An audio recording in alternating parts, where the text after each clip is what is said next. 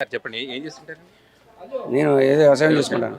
ఒక రైతుగా చెప్పండి ఇప్పుడు జరుగుతున్నటువంటి ఎన్నికల్లో మీ నియోజకవర్గంలో తాడేపల్లిగూడెం నియోజకవర్గంలో ఎవరు గెలిచే ఛాన్స్ ఉంది? 100కి 100 రూపాయలు కొట్టి సజ్జన గారు గెలుస్తారండి. ఓకే.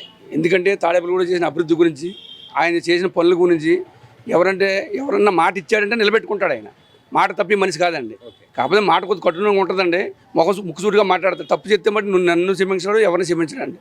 ఆ విషయంలో మట్టుగా గ్యారంటీ గెలుస్తాడండి ఆయన. సో ఒక రైతుగా మీరు ఏమైనా ఎక్స్పెక్ట్ చేశారా జగన్ గారు మేనిఫెస్టోకి రుణమాఫీ ఉంటుందని ఏమైనా అనుకున్నారా మీరు? రుణమాఫీ ఉంటుందని ఆశించాం కానీ లేదండి. అయినా సరే దానికంటే బదులుగా మంచి వేసే పథకాలు సంక్షేమాన్ని సాగెంతా అన్నాడు.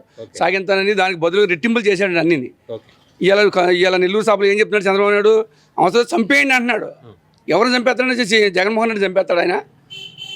చంపితే ఒకరు రాష్ట్రం దోచుకుంటారంటే ముగ్గురు కలిసి అందరూనే వాళ్ళ వదిన గారు దత్తపుత్రులు అందరూ కలిసి ముగ్గురు రాష్ట్రం దోచుకుంటారా?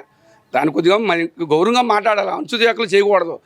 ఇప్పుడు మనం 14 సంవత్సరాలు సీఎంగా చేశాడంటే ఒక ఉన్నత స్థాయిలో చేశాడు కాబట్టి దాని గురించి జ్ఞానంగా మాట్లాడాలి మనిషి.